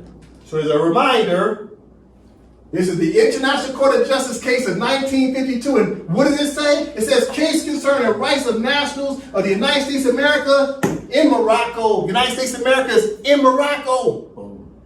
Listen, let's talk naturalization. It's called naturalization. All right. This is the expatriation document of 1906. We went over this in class 150. And you remember what I said in class 150? Moors haven't read the expatriation document. They haven't. But let's read a couple pages, okay? All right, so this right here is appendix number 1, section A. This is page 43. For the record, this is page 43, okay? Page 43 for Moors who actually want to read it this time. Okay, just a moment. So what is the title, Dre? Judicial Determination of Questions of Citizenship. So it's about that question again. You see, the question comes up, now it requires what? An answer. So it says, judicial determination of questions of citizenship. Why are they questioning citizenship in 1906? Because the Moors were still naturalized. The Moors were still what? Citizens of the United States. So how the hell was the Moors going to sit in the seats of the Moorish government if the Moors wouldn't call themselves Moroccans? So the United States is looking at this from a judicial perspective, saying how these Americanized Moors ever going to sit in the seat of the Empire of Morocco's government if these Americanized Moors don't know that they're Moroccan? You see what's happening? This is a conundrum that the United States was dealing with. They didn't want to help wake up the Moors. So they kept the Moors in their American status. Listen. Brother Dre from Judicial determinations of questions of citizenship. In the preparation of this memorandum, the aim has been to collect cases dealing with the fact of citizenship and to omit cases adjudicating the rights and duties of citizens. Whenever it has seemed necessary to give cases involving these latter subjects, they have been limited as much as possible. Effort has been made to present a fairly full collection of cases bearing on the fact of citizenship, but no attempt has been made to analyze and get out of the fundamental theories of citizenship more than was absolutely necessary for the classification. Indeed, the purpose has been to make merely a classified digest of the cases. Moreover, the classification used has not been adopted with a view to supporting any theory of citizenship, but it seems at the same time the most familiar as well as the most scientific. No hesitancy has been felt in the use of dictum, since it has been sought not only to give the express adjudications on the subject, but also the judicial thought on the matter. It has not been thought advisable to enter into any discussion as to what is citizenship, this question being largely theoretical and one upon which a wide difference of view might exist. It may not, however, be amiss to begin the subject by a quotation from a decision of the Supreme Court defining the word citizen. All right, so the Supreme Court is going to define the word citizen, right? But they're going to start with the Constitution. Okay, I'm listening. The Constitution of the United States, as originally adopted, uses the words citizen of the United States and natural-born citizen of the United States. By the original Constitution, every representative in Congress is required to have been 7 years a citizen of the United States, and every senator to have been 9 years a citizen of the United States. And no person except a natural-born citizen or a citizen of the United States at the time of the adoption of this Constitution shall be eligible to the office of President. The 14th Article of Amendment, besides declaring that all persons born or naturalized in the United States and subject to the jurisdiction thereof are citizens of the United States and of the state wherein they reside, also declares that no state shall make or enforce any law which shall abridge the privileges or immunities of citizens of the United States. Nor shall any state deprive any person of life, liberty, or property without due process of law, nor deny to any person within its jurisdiction the equal protections of the laws. And the 15th Article of Amendment declares that the right of citizens of the United States to vote shall not be denied or abridged by the United States or by any state on account of race, color, or previous condition of servitude. All right, so in this document, they're mentioning what? They're talking about the 14th Amendment, right? So it says right here, the 14th article of amendment, so the 14th Amendment, besides declaring that all persons born or naturalized in the United States and subject to the jurisdiction thereof are citizens of the United States. You see that? So the 14th Amendment is recognizing Moors as citizens because they've been naturalized. Right? Let's continue to read. And subject to the jurisdiction thereof are citizens of the United States and of the state wherein they reside. So what does that mean? You're a citizen of both what? The United States of America and of the several union states. So these are two different jurisdictions, right? So the United States of America has a jurisdiction. You're a citizen, naturalized citizen of the United States of America, but you're also a citizen of the several union states. And this is why the several union states have jurisdictions, civil and criminal, over who? Naturalized Moors. So naturalized Moors are recognized as citizens under the 14th Amendment. And now they have to abide by what? Federal law and what? State and what? Local laws. You gotta see what the judges are saying. You gotta understand why I'm doing this. I'm trying to show the Moors that the United States has you under jurisdiction, and they got all their rights are derived from what? Treaties. Okay, listen right here.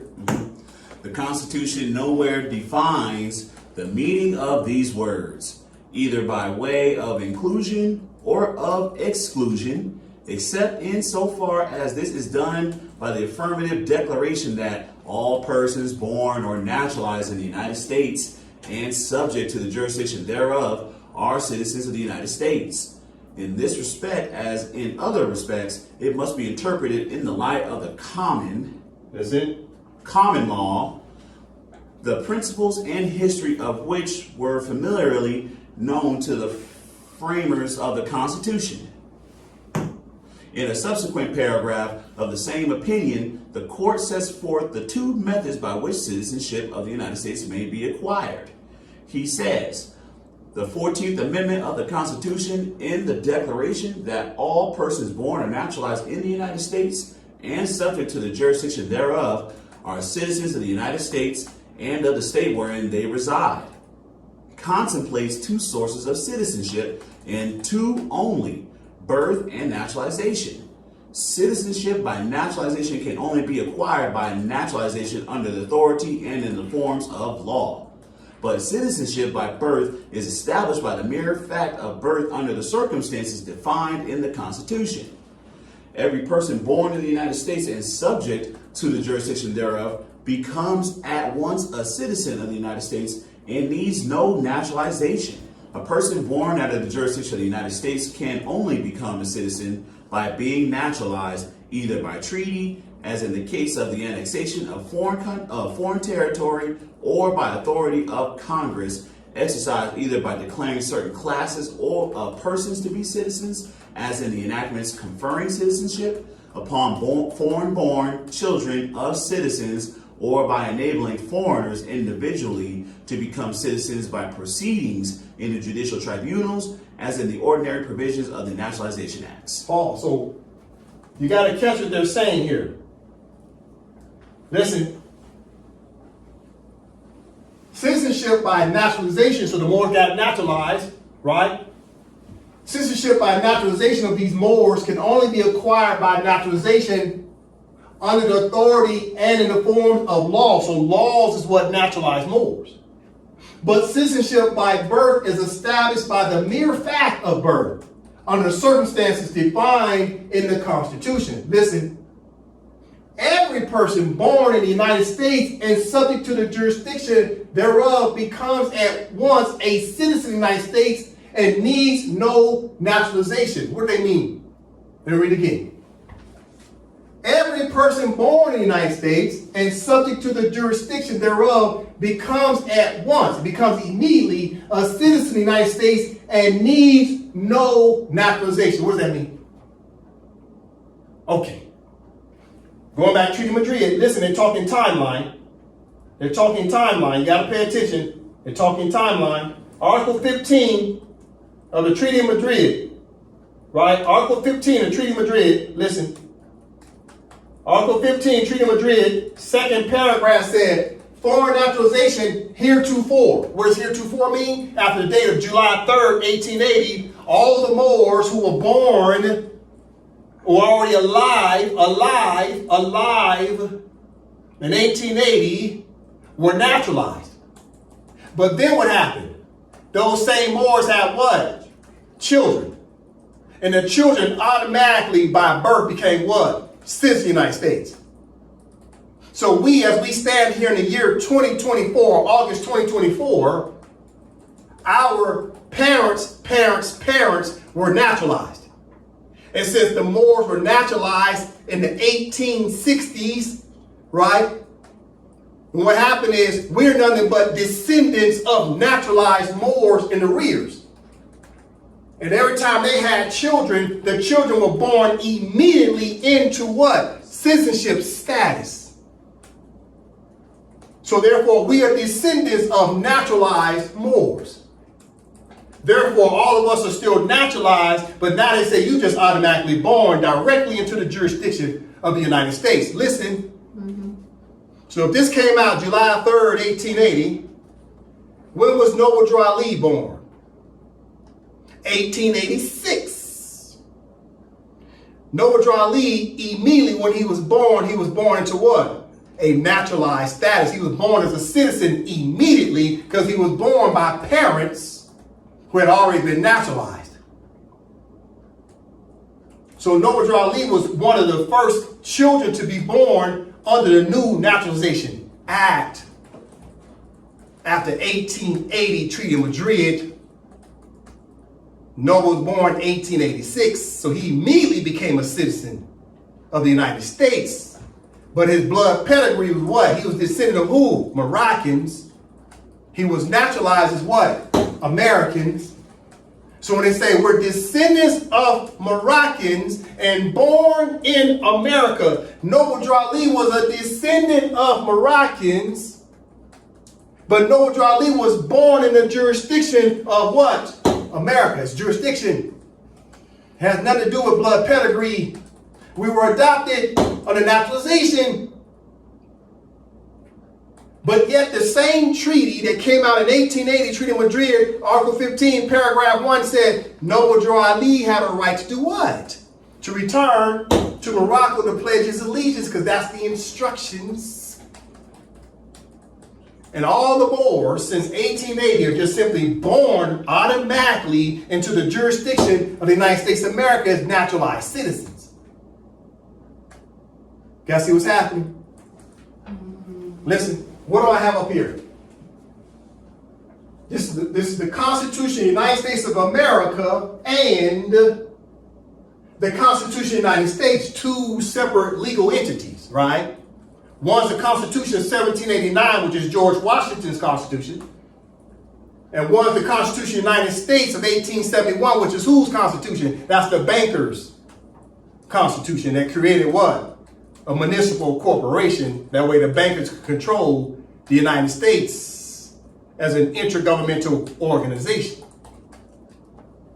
So in Article 6 of the Constitution of the United States of America, what does it say? Okay, Dre from the top. The Constitution of the USA, 1789, is our Article 6. And the Constitution of the U.S. of 1871, Article 6, as follows. Clause 1, all debts contracted and engagements entered into before the adoption of this Constitution shall be as valid against the United States under this Constitution as under the Confederation. Clause 2, this Constitution and the laws of the United States which shall be made in pursuance thereof, and all treaties made, or which shall be made, under the authority of the United States shall be the supreme law of the land, and the judges in every state shall be bound thereby, anything in the Constitution or laws of any state to the contrary notwithstanding. Clause 3. The senators and representatives before mentioned and the members of the several state legislatures and all executive and judicial officers both of the United States and of the several states, shall be bound by oath or affirmation to support this Constitution. Pause. So Article 6, Clause 2 and 3 is given a mandate for judges, the executive branch, and the legislative branch to enforce what? Both the Constitution and what else? Treaties. Listen to me, I'm about to make a point. Listen. Clause 2, Article 6, Clause 2, this Constitution and the law of the United States should be made in pursuance thereof. And all treaties made, or which shall be made under the authority of the United States, shall be the supreme law of the land. And the judges in every state shall be bound thereby. Anything in the Constitution or laws of any state to the contrary notwithstanding. So it's saying right here, the judges are bound to the Constitution, right? The judges are bound to the Constitution, and the judges are bound to treaties. So first it's saying these judges are bound. Why? Because judges are supposed to be honorable. They're supposed to uphold what? The law.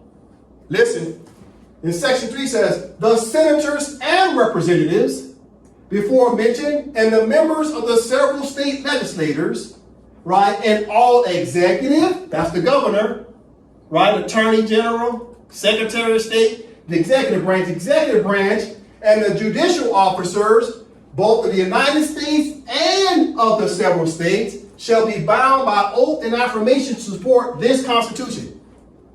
And the Constitution of the United States recognizes treaties made or which shall be made under authority of the United States shall be supreme law of the land. Listen to me.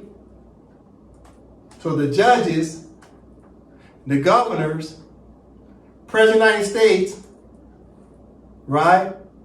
All the legislators, so you got the executive branch, legislative branch, and the judges have been enforcing the Constitution on the Moors. The Moors keep saying, enforce the Constitution. Yeah, man, so you got to enforce that Constitution, man. You got to make sure they're using it, you know what I'm saying? Guess what? The United States knows that they have the 13th, 14th, 15th Amendment. They also know they got treaties that naturalize the Moors, so the judges, legislators, and executive branch are enforcing their Constitution of the United States. And Moors keep saying, oh, I came here to enforce this Constitution on you. And the United States is like, hey, yeah, I know. Tell me something I don't know. And Moors keep thinking that the Constitution of the United States of America is going to get them out of trouble. And what they're telling the United States is to enforce their Constitution on the Moors. And the Moors have all been naturalized. And the United States have what? A right in Morocco, because the United States of America is in Morocco, and the Sultan gave the United States of America to put the Moors on a civil and criminal jurisdiction.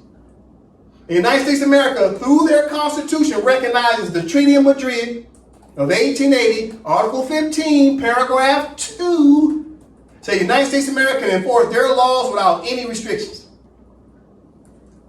Now do you understand when the so-called master teachers, the Moorish American master teachers keep telling Moors, enforce the Constitution, you know what the master teachers are telling Moors? If you keep telling the United States of America to enforce the Constitution, that's exactly what the United States is doing. The Moorish American teachers are keeping the Moors stuck in the jurisdiction of the United States of America instead of the Moorish American teachers telling the Moors about their Moorish treaties. They tell the Moors they're actually Moroccans, and Moroccans don't have nothing to do with the United States of America's Constitution. Moroccans have their own Constitution. We're being sold out by people who keep telling you that you're Moorish Americans. We're being sold out by people who keep saying you're the black man, because the black man is listed as a what? American. We've been sold out for people keep telling we're Indians, because the Indians come under the jurisdiction of the United States of America. So every time somebody tells you to enforce the Constitution, you know what you're telling them? I have a right to remain silent. Anything I say and do shall be used against me, what? In a court of law. Right. Every time you say enforce the Constitution, you're reading what out loud? Miranda rights. Yeah, Miranda rights. This is why Tajri Bey keeps trying to tell you to use what? AA 222141, right? What is AA 222141? It's an inmate number. Because AA 222141 goes back to what? What does it go back to? What did we learn about what happened on August 1956? What happened in 1956? United States wrote what? They said the United States relinquished jurisdiction. What's the name of that document? Huh? That's the Public Law 856. Yeah, Public Law 856. Right? That deals with what? That the United States is saying out loud they still have a treaty right to keep the Moors naturalized on their civil and criminal jurisdiction. Right? The Moors call it the rights in Morocco, consular relations in Morocco. Right? So what you got to understand, every time the Moors keep saying enforce the Constitution, the United States has been enforcing the Constitution. You're being sold out, Moors. I'm sorry to tell you this. The Moorish Americans got to realize the problem is not the Europeans. Europeans already told you in their public records that Moors are what? Moroccans. So what do we have to do? As I start to close out, listen. The Moorish Americans have to understand, first of all, you're a Moorish subject that's been naturalized, meaning you've been adopted, but your real nationality is Moroccan. You have to return to Morocco because that's the instructions of the Treaty of Madrid, Article 15. But before you can return, the same Treaty of Madrid of 1880, Article 5, Section 4, says you got to finish all your criminal cases, or you can't get no protection. However, once you finish up your cases, you can start to petition the WRC Trusteeship Council. We'll talk about that in the next class, because the WRC Trusteeship Council will assist you with what? Registration and what else? Pledge of allegiance to the Empire of Morocco. So it's registration and renunciation. You see that? Registration and renunciation of what? The citizenship of the United States of America. Right? So in the next class, we'll talk about this. Right? Because we have to start understanding what is the due process that the Moors have to take from being a Moorish subject, which is naturalized in the jurisdiction of the United States. Right? They have to return to Morocco, but what do those steps look like? Who can assist them with that? Because right now the Moors are stuck in the halfway house. You got to get out the halfway house and start following the law, because it says what? What's the question? Who has the right of protections in Morocco? And there's a tug of war going on between the United States of America and the Empire of Morocco. But since there was no government of the Empire of Morocco, the United States of America had it on lock. They had no competitor. No one was making a proper claim. Nobody was in appropriate persona sui juris. Nobody. Since 1956. Nobody. Even the king of Morocco ain't even in his proper status. He was supposed to be Sultan. He stepped down to be a king. Nobody after 1956 has been in their proper status. Nobody. Not to the year 2024 when we reestablished the Empire of Morocco to open up the government again. You gotta understand this. All the Moors have been lied to. You've been deceived. Well, in the next class, we'll talk about, okay, how do we start getting into the ipso jure, right? More status, and how do we get out of it to get back into what? Ipso jure Moroccan, right? You got to learn how to be an ipso jure Moroccan. What does ipso jure mean? By the law, right? So the law is what? The right. Ipso jure gives you rights because it's well settled in what? Law. So who has the ipso jure right of law, of protection in Morocco? Well, that's the Empire of Morocco. Right? And the Empire of Morocco grants political, legal, and judicial sovereign powers to the office of Sultan, the 3 branches of government, the several internal Moorish states, and the WRC organization. That's what Moors got to understand. We'll talk about this in class 152, all right? I am with that. Islam.